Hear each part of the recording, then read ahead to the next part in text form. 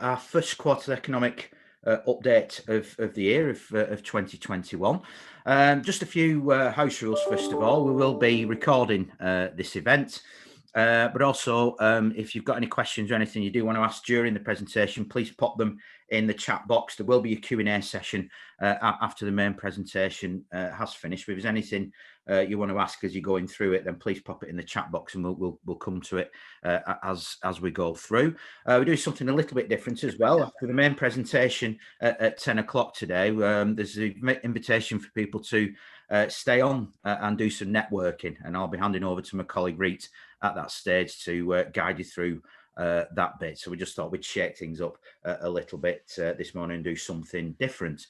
So as I said, it is the first quarter economic update of the year, and what a year it's been so far. We've had in 3 months another lockdown. We've had the fantastic response through the vaccine programme. We've had schools reopening recently. We've had the start of the new EU-UK trade deal that's come into force. We've had the budget. We've also had confirmation yesterday that Greater Manchester will have a franchise bus system starting in 2023. We've had confirmation that there will be a mayoral election in May.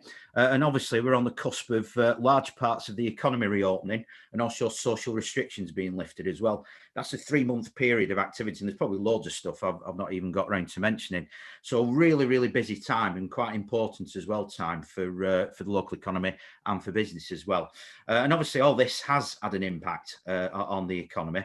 And so what I want to do now is hand over to our head of research, Subrah, who'll take you through the findings of our Q1 quarterly economic survey. Subrah, over to you. Thank you very much, Chris. Good morning, everyone. Thanks for joining. And thanks particularly to those of you who have filled in the survey, not least because this is your data. My presentation is based on data that you have very kindly shared with us. And all I'm doing is, as I've said before, replaying that with some informed commentary. So I'll get on to my presentation, but really thank you for those of you who did fill in this survey in this quarter. Okay, so first, a couple of things. Chris is going to do the Q&A later. So if you have any questions or comments, please feel free to use the chat function, as Chris just said. What is the QES? Now, if this is your first time attending this presentation, the quarterly economic survey, the results for which that I'm going to present today are based on a template that was set up in the late 1980s. And since then, every quarter, Chambers of Commerce have asked businesses the same question. And that means we have this rich time series of data. The sample size makes this survey extremely reliable because nationally we get well over 6,500 to 7,000 responses, but locally, we get responses of between 300 and 400 every quarter. So it makes it very reliable. The results are used by various policymakers for economic decision making. But at the same time, these results are also able to predict various economic events. So, for example, they predicted the recession in the 1990s, but also the late 2000s. But it also then predicted that there would be no double-dip recession in 2012. But anyway, the point I'm trying to make is that this is an extremely important and reliable survey of business sentiment here in Greater Manchester. So what are we going to cover this morning? We'll cover the Greater Manchester Index. For those of you who know the Greater Manchester Index, it is the single most important economic indicator for our city region. It is a composite economic indicator made up of several QPS measures. We will look at business confidence, domestic demand, overseas demand. We will do some analysis of the various sectors, touch upon the labor market and employment numbers, and then finally go into some macroeconomic outlook. This is not the time to actually put a number on forecasts for GDP growth. So all I'm going to do is set out some thoughts. So what is the Greater Manchester Index? Now, the Greater Manchester Index is a combination of 7 key indicators taken from the QES. Now, these 7 measures have been chosen because they are the best indicator of economic performance in the city region. And those measures are domestic sales, orders, international sales orders, confidence in turnover, confidence in profitability, and capacity utilization. All of them are important macroeconomic indicators. Now, let me just go into the results straight away. Firstly, where were we in December? And this is just to offer some background to our discussion here. Now, in December 2020, the Greater Manchester Index was at minus 20.7. It had declined after a slight recovery in the third quarter of 2020. But it was in the second quarter that we had the lowest ever levels in the Greater Manchester Index. Okay, so in December, the Greater Manchester Index was at minus 20.7. Nationally, we know that in calendar year 2020, gross domestic product declined by 9.9%. All sectors declined, and that's the important thing. So the impact of coronavirus was not limited to, say, accommodation and food services or hospitality, tourism, etc. Actually, the impact was felt widespread across all sectors of the economy. So manufacturing declined by just about 10%, services by 8.9%, and even construction fell by 12.5%. But services make up, 75 to 80% of the overall UK economy. In Greater Manchester, that proportion is slightly higher, comes up to about 82, 83%. And for real economic growth, there needs to be service sector growth, as we will look into a bit later. What are the other economic factors affecting us at the moment, and how do they gel with the QES results?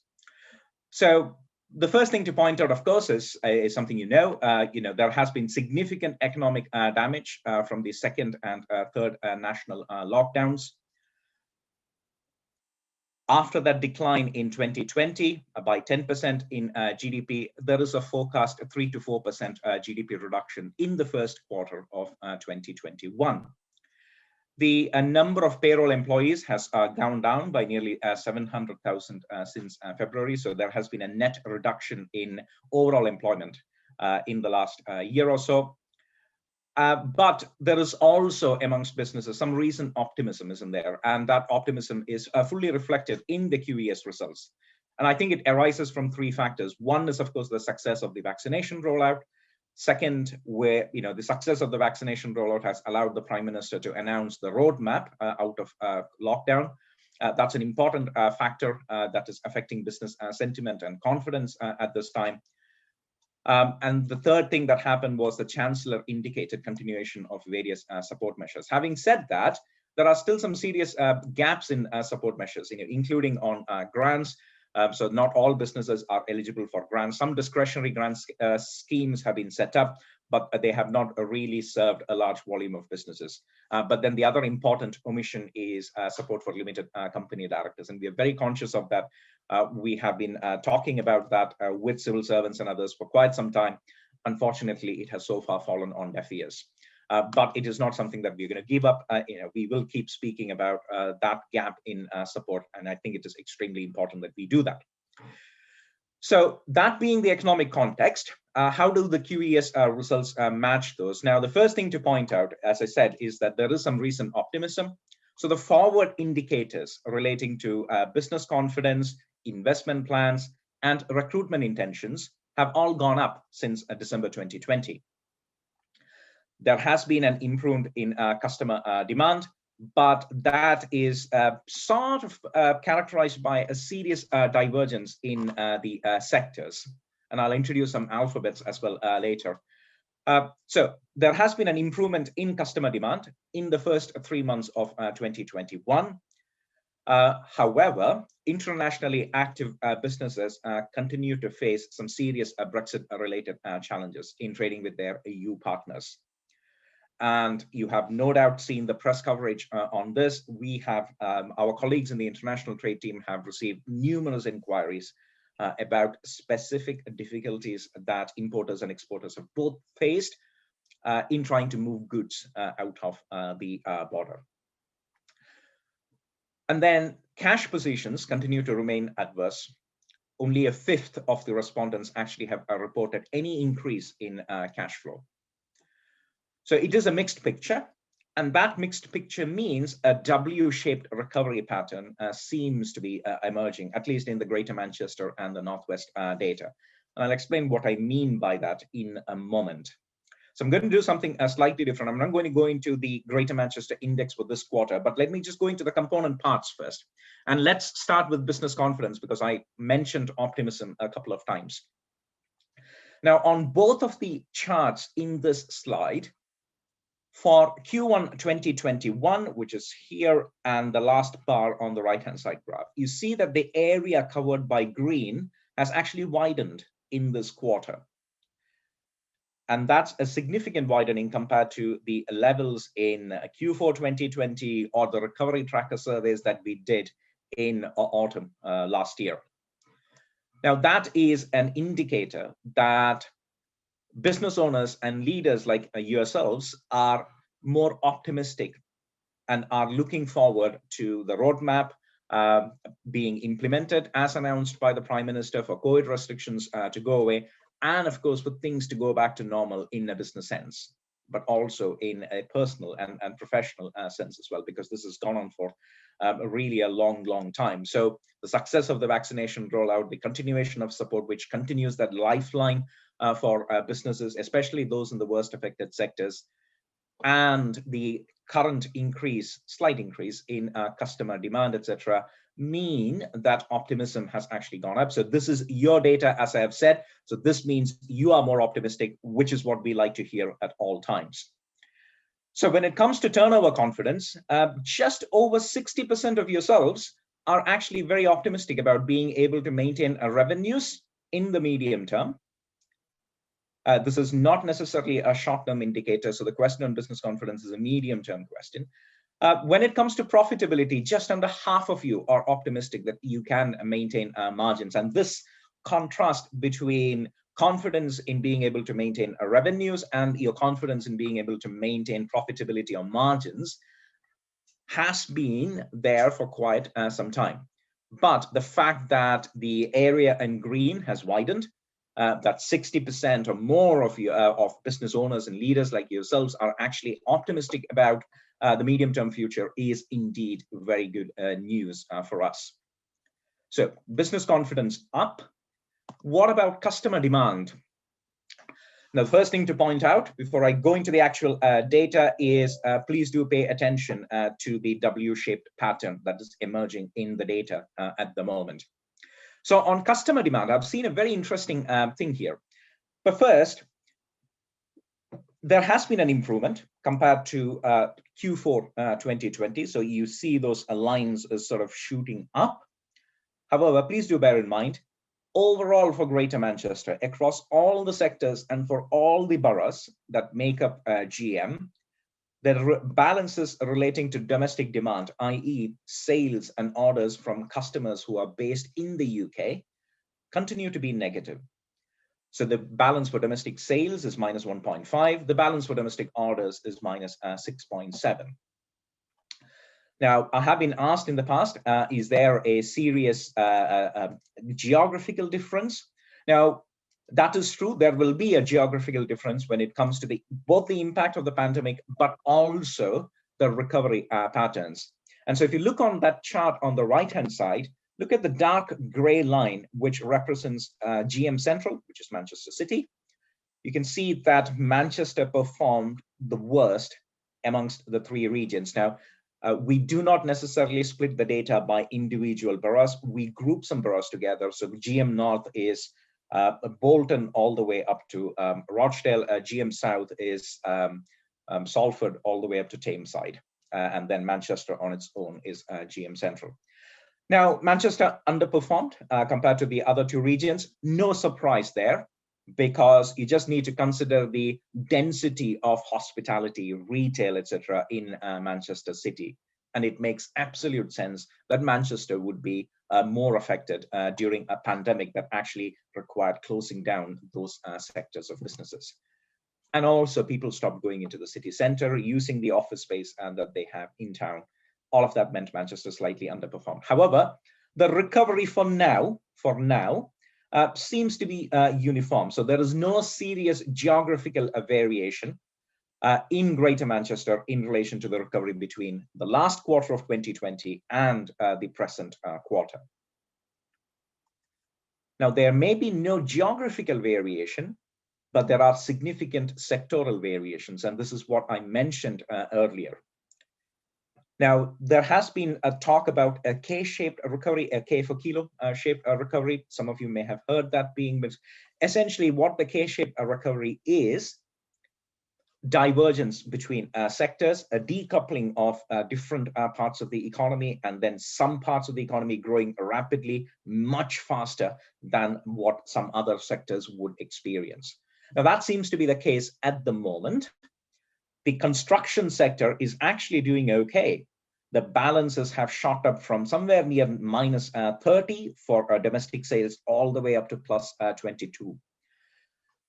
If you cast your mind back, for those of you who attended my presentation in Q4 2020 in December, I actually said overall volume of new orders and in the construction sector have actually gone back to the levels they were in October to December 2019.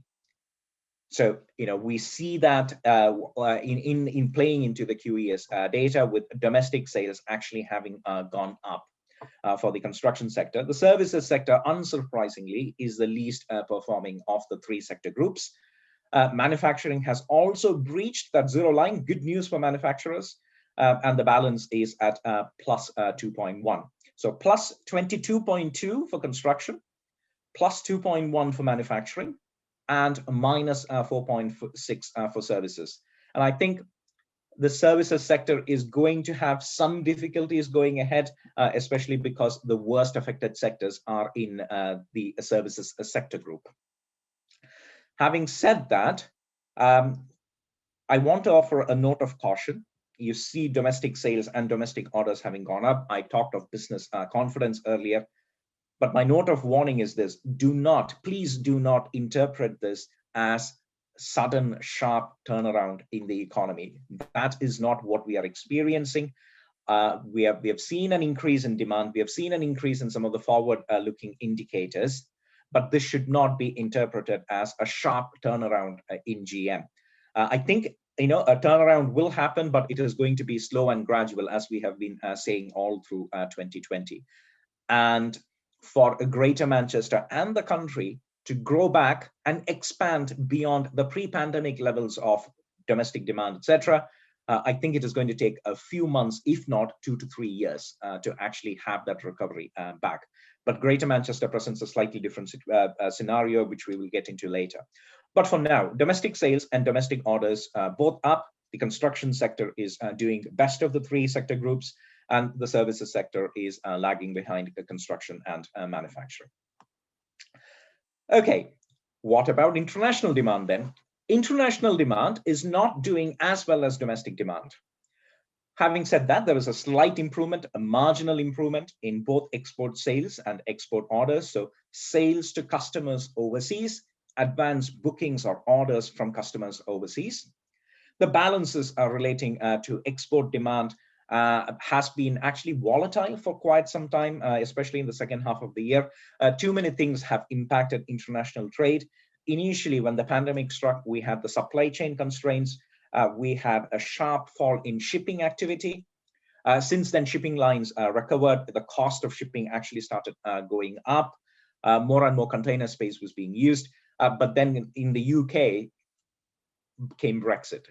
And since then, there has been an enormous amount of difficulty trying to trade with EU customers. I've said this before, nationally, the UK trades more with non-EU markets than it does with EU. However, Greater Manchester and Northwest-based businesses trade more with EU than with the rest of the world. And so, trade with the EU, if it is affected, it is going to have a bad impact on the international trade activity for Greater Manchester-based businesses. So, having said that, there is a slight improvement. The balances are relating to export sales is minus 15.4. For manufacturing sector, for services, it is minus 22. Export orders similarly minus 15.4 and then 24.4. So there's some similarity for manufacturing. Services slightly behind manufacturing. Again, you see that a divergence happening between services, which seems to be lagging behind, and other sectors which are slightly pushing ahead. Okay, so that's on international demand. Now, I have mentioned Brexit and its impacts. Do we know what those impacts are? It turns out we do. Also, because we had a question on this in the QES. So the question we asked in the QES was, how difficult is it to move goods across the borders? So trade in or movement of goods, nearly 80% of internationally active businesses amongst yourselves said that it is either moderately difficult or very difficult to move goods across the border. Ladies and gentlemen, just think about that. 4 out of 5 businesses, 3 months after the trade and cooperation agreement, continuing to report difficulties moving goods beyond the borders. Services is only looking slightly better, and I think the services graph is going to worsen in the long term. And I'll tell you why. If you are moving goods, equipment, machinery, etc., the after-sales service that goes with those goods is actually extremely important. Now, during the pandemic, nobody is traveling. There is probably less demand for those types of services at the moment anyway. However, when it comes to a recovery phase and actually businesses want to look to export or even import, this affects even the importing of goods and services. But for now, 60% of service exporters and importers are actually reporting difficulties in trading in services. So the upshot is the trade and cooperation agreement has actually presented us with numerous challenges. There are difficulties in the trading of goods, but there are also difficulties in the trading of services. And I believe Susanna Koroba, who is the Chamber's head of international trade services, is attending this event. And Susanna, do you have a comment on these findings, please? No, thank you, Subrah. Good morning, everybody. No, just basically what we're seeing in the graphs is it's a reflection of what we are seeing on the ground, on the day-to-day basis with the companies.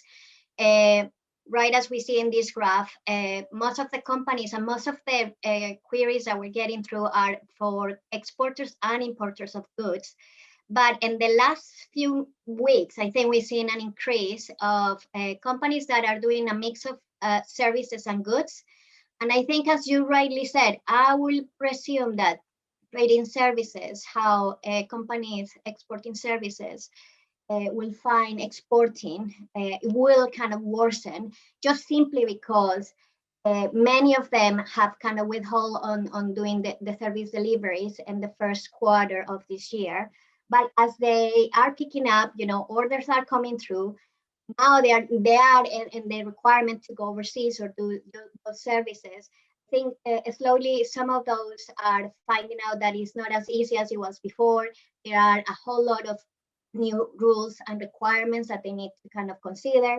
And in terms of goods, we are seeing it is basically as you put it. We saw a huge drop in January, which is in line with the national statistics in terms of the drops. Obviously, exports to Europe fell almost 40.7% according to the ONS for January. And we saw that reflected on our documentation, on our customs declaration services. Then we saw a bit of a pickup in February and March, but there are quite a few teething problems. You mentioned the trade agreement that continues, obviously, be a process for a lot of companies to adjust to the new rules, especially around rules of origin. The fact that we no longer benefit from the EU VAT triangulation is causing a lot of issues for those companies that have become were acting as a distribution or sales hub in the UK. So a lot of companies are already, a few members have reported that they've been, incurring in losses, and just kind of really worry about what the long-term impact of this new arrangement is going to have in their businesses. And some even reported that they have taken their UK operation to Europe to obviously avoid all these red tape and difficulty and added cost that has brought up us being out of the EU. Okay, thank you, Susanna. That was extremely useful context. And this is what is important, because we need to get that anecdotal information from our colleagues, but also from yourselves, to make much more sense of what the numbers and the data actually show us. Okay, so domestic demand up, international trade struggling. What does that mean for cash positions and cash flow? When it comes to cash flow, you would see this if I can change my slides, which Zoom doesn't seem to want to let me do. Oh, there it is. Okay, so when it comes to cash flow positions have improved slightly, but the balances are significantly below negative even now. And that picture is pretty much similar for all of the three sector groups. So in the fourth quarter of 2020, the balance relating to cash flow was also in the minus 30s. It's now minus 16.3. There is a slight improvement, but this is nothing to write home about. Yeah. And the one thing that characterizes the recovery phase is that cash flow positions will continue to remain adverse.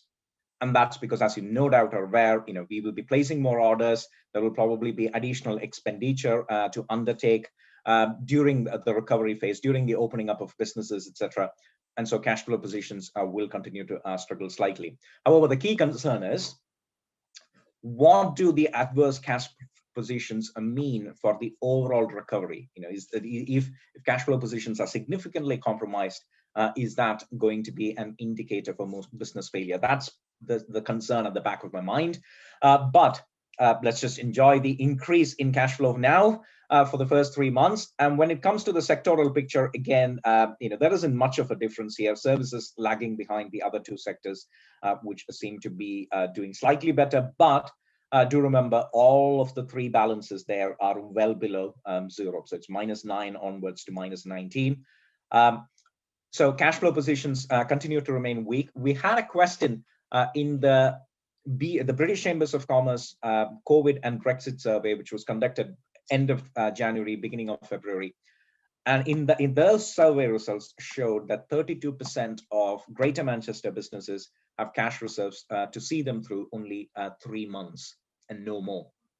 That picture has again slightly improved. That proportion used to be 40%. So in the previous surveys and including in the QES, we found out that up to 40% of businesses had cash reserves to only see them through 3 months. Now it has slightly decreased to 32%. But again, as I said, improvement, but nothing to write home about. So cash flow, capacity utilization. So we know that business confidence is up, domestic demand is up, international trade is struggling, cash flow positions still remain weak. It is no surprise that capacity utilization continues to remain low. Now, capacity utilization is an extremely important macroeconomic indicator because it is the precursor for additional business investment. But additional business investment can take place only when there is certainty over demand, but also improvement in the cash flow positions. Okay, so capacity utilization has gone up by about 5%. From 23, I think it was in the previous quarter, to 28.7. So a slight improvement. But in keeping with the picture on domestic demand, even when it comes to capacity utilization, those sectoral divergences have started emerging very strongly. Construction is a sector that is doing reasonably well at the moment. There is a lot of building activity. In keeping with the fact that there have been lots of new orders in the construction sector. So capacity utilization in the construction sector is high at 72%. Manufacturing and services are still in the mid-20s. But this is something to really keep an eye on. It is the capacity utilization in the construction sector is the highest since late 2018. So that is actually good news. But manufacturing and services are still struggling behind at the moment. So capacity utilization for the whole city region economy continues to be low. It's in the high 20s now. Another forward-looking indicator is investment intentions. So we ask 2 questions in the QES about investment. One is intention to invest in capital projects, so plant and machinery, equipment, etc., but also then investment in training. Again, you see that W-shaped pattern here. The intention to investment has gone up. So this is yet another forward-looking indicator. And as I said, the forward-looking indicators are looking really good or have improved compared to the previous quarter. The balances for capital investment is still below 0. So it is at -5 or so at the moment.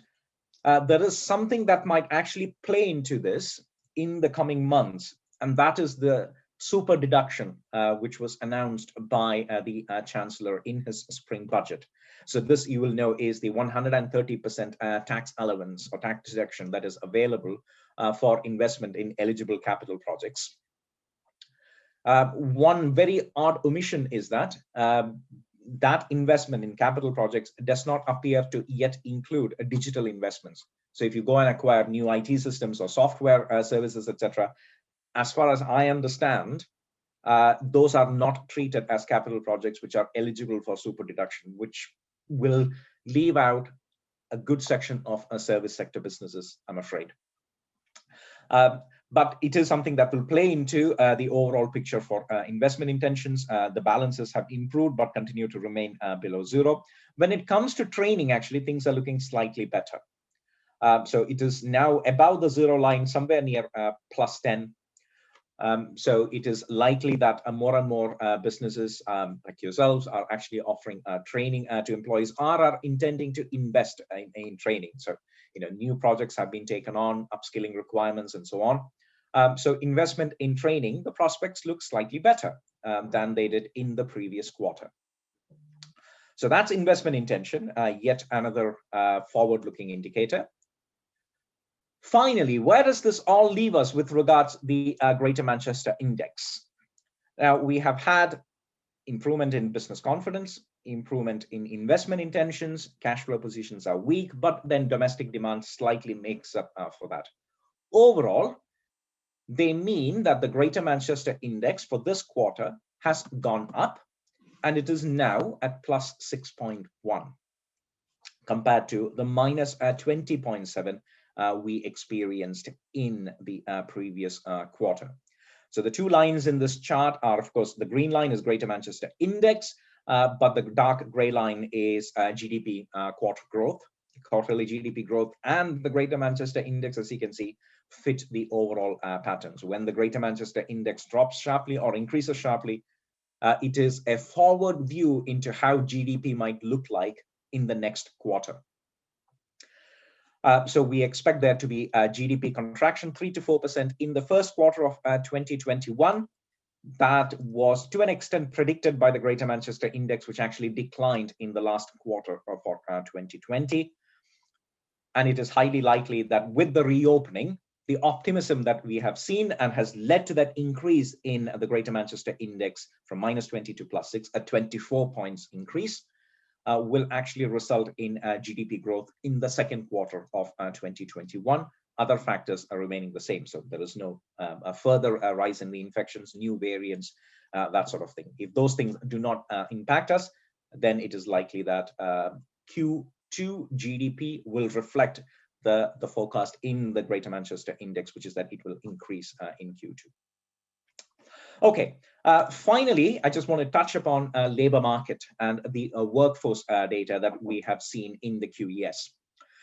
Now, in December, when we did the previous survey, clearly we had just come out of, I think, a second lockdown, and we're going to enter the third lockdown. So intention to add workforce in the current quarter were not very high, and that has indeed been the case.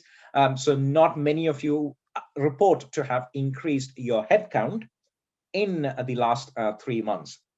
However, many of you are intending to increase your headcount, it would seem, in the next quarter. So expected additions to the workforce in the next 3 months improved for construction, has improved for both manufacturing and services as well. And all 3 of those lines have actually crossed that 0.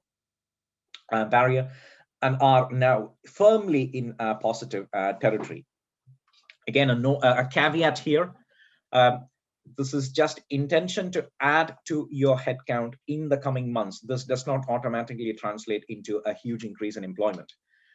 In my view, there are two things which are affecting the increase in the headcount expectation. Number one, there might be new jobs, and I'll touch upon that in a moment. But second, and perhaps more important, people coming off furlough. So as things are looking slightly better, it is possible that more of you are bringing staff out of furlough. So that will increase the overall headcount in active utilization within the organization. So I'm saying that based on the QES data, there is an intention to recruit or bring staff off furlough. So overall increases to the headcount in the next 3 months. Can I corroborate that with any other evidence? Turns out I can. So UK job vacancies, this data is not available at a sub-regional or a local level yet, but UK job vacancies have actually been slowly going up since about September, October. So they declined actually for the bulk of the second quarter in 2020, but nowhere near the levels before the pandemic, but there has been a slight recovery. So this data is released by the ONS along with the labor market data that they release every month.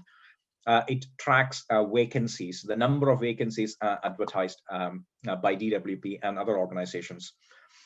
So an improvement from 558,000 to just over 600,000 in the 3 months. So this is a rolling 3-month average. So it is good news that there has been a slight increase in the number of vacancies advertised. So employment prospects are looking okay for now, but please do remember there has been a net reduction in the number of jobs in the economy. So 700,000 jobs less compared to before the pandemic. And that has given rise to some old problems that we have spent lots of time talking about, and we continue to talk about, which is recruitment difficulties. Now, it would seem that the UK is exceptionally good at firefighting crises. Where we seem to have a problem, an ongoing problem, is in investment, advanced investment to either improve our infrastructure or improve the skill system, that sort of thing. And that is clearly reflected in the results. As soon as businesses are trying to start recruit people or even think of recruiting, you can see that recruitment difficulties have shot straight up. And this is, we are always going to be talking about this unless we have a fundamental system that actually churns out people with the right skills that we want. Recruitment difficulties will have other factors playing into it as well. So, for example, we know that there has been a net reduction in the migrant workforce. That is a trend that has continued from after Brexit. So EU workers, more and more EU workers either choosing to go back or less actually coming into the UK since late 2016. The pandemic is likely to exacerbate that. So we have less people in the workforce, but businesses are trying to recruit. So these things might actually lead to wage inflation and other issues. And this is where we need fundamental reform and fundamental work on the system to turn out people with the right skills, the right qualifications, etc. Because we can't continue to sustain a huge level of recruitment difficulties for a long term. Okay, that's my presentation. So just in summary, the Greater Manchester Index has improved in this quarter to plus 6.1. That was led by that improvement in domestic demand and the forward-looking indicators. But further improvement is needed. Now, we know that the construction sector and the manufacturing sectors are doing okay, but service sector growth is needed for the overall economy to start growing again. The spring budget, as I said, was extremely good on the short-term support, especially COVID support measures, but there was no long-term vision expressed by this government yet. And we still do not know what leveling up means to this government or how we are going to achieve that leveling up ambition. Now, there was a leveling up fund which was set up in I think it was in the spending review in November 2020. but that was a £4 billion. And the maximum that any city council or county council can bid for is 20 million. It's not going to do anything really in terms of the leveling up ambition. But we still know that cash flow pressures might worsen as businesses reopen for trade. But I think for now, the single most important short-term ask from the government is absolute clarity on the roadmap process. We know when the government intends, the Prime Minister has announced this, to open different sectors of the economy. So we know when that is going to happen. We do not know how that is going to happen or what additional requirements there might be on businesses. And in the last couple of days, there has been a huge amount of talk about vaccine passports, negative test results, etc., that are needed to require services. Now, is that going to be the case? If so, how are we going to enforce that? What is the business role in that? These are things that need to be clarified before we can have real economic growth. So that's my summary. That's me done. I will hand over back to Chris, and we will get to the Q&A if you have any questions. Okay, thanks very much, Subrah. Another excellent presentation there, and covered a heck of a lot of information and ground in a very clear and easy to understand way as well. If you can just stop the screen share, then we can. That's it. Brilliant. We're all sort of back in the room virtually. There. That's really good. We've had a couple of comments on the chat, which I'll get to in a minute. But Subrah, I just want to ask a question. I know you were asked this earlier in the week. There's a bit more optimism around, and things seem to be going in the right direction. Again, it's important we don't forget the caveats around that. There's a lot riding on this and a lot of different factors at play. But roughly, people are always saying, well, how long is it going to take us to get back to where we were before the pandemic struck? On the current sort of trajectory, have you got any sort of idea about, when we should be looking for that, or when we could be looking for that? I know it's a bit of a, how long is a piece of string question, but I think it's important there just to put some sort of timeline and context into this as well. We have some indications, Chris. Economic forecasting is a dangerous business. But even short-term forecasting sometimes goes fantastically wrong. But having said that, there are a couple of things that I'll say. One is there is going to be a serious divergence in geographical areas and how they recover. So that's number one. So let's look at the national picture first. Now, nationally, I think the best expectation is that there will be growth in GDP in the second quarter of 2021. However, to return to pre-pandemic levels, we are going to need another 12 to 18 months at least. But to expand beyond that, I think that's going to take much longer. We have had a 10% contraction in GDP. So we are starting from a low base. So you might see high growth percentages of, as we did in the second quarter or the third quarter of 2020, you might actually see a very high percentage, but then that's because we are starting from this really low base. And so any increase is actually inflated because of that low base. So that's the national picture. Now in GM, I think it is looking slightly more difficult. So the Treasury has this model that they apply to various sectors, and they have these expectations about how different sectors will have been affected during this pandemic. Now, applying that to Greater Manchester data and our own estimates for gross value add in the city region, I expect a minimum 15% decline in Greater Manchester GVA. Now, that 15% works out to something like £10 billion. But when you bear in mind that the overall gross value add is between 69 and 70 billion, 10 billion resets us to 2016. So we are actually going to be set back by almost 4 to 5 years because of the impact of the pandemic. And we know that there will be some impact from Brexit. That's guaranteed, as we are going to have some long-term scarring. So now we need to make up £10 billion in a gross annual value add to first of all reach the pre-pandemic level, and then to start growing beyond. I think that's going to take 4 to 5 years easily. because we still have some of those sectors in the economy which are struggling. Now, some of those sectors will actually have a bounce back in 2021, there is no doubt. But what I'm talking about is recovery back to pre-pandemic levels and then expansion beyond. It's making that point, isn't it, that you made very well in there several times, that don't confuse what you're seeing here as what's, the bigger economic growth picture or whatever. There's a lot of factors at play here, and a short-term boost will have an impact, obviously, but when you look at the big, the bigger picture stuff or whatever, it's going to take some time to really get there, really. So that's interesting. So 4 or 5 years with a fair wind behind us and no other major impacts, setbacks or anything like that, and we should be getting back to roughly where we were, or the sort of trajectory we should have been on them. Correct, and that will also require investment, both public sector investment and support for businesses to start investing again themselves. And you picked up a point as well on the budget speech, and again, it's a point that we've made before. That sort of 4 to 5 year period you're talking about there, it did feel to be a little bit lackluster from the point of view of government ambition.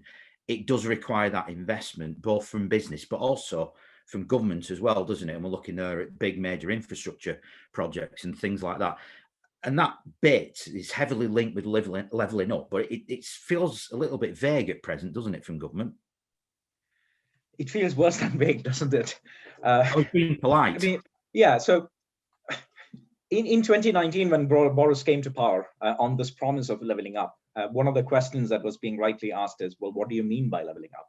And it's a question that we have asked about the Northern Powerhouse before. So the idea behind the Northern Powerhouse was that you would have these connected labor markets, well connected, using infrastructure and smooth interaction, a good business environment, etc. And that was aimed at rebalancing the UK economy. Now, the levelling up is nebulous. It is a very nebulous concept, but we think intuitively that is what it means, that it is actually about rebalancing the economy, addressing regional inequalities, etc. So that was what Boris came to power with. And then for 12 months, there has been a distraction. So we have been fighting this pandemic, but we know that the pandemic has actually affected different regions differently. The Northwest has been affected a lot more than some parts of the wealthy Southeast.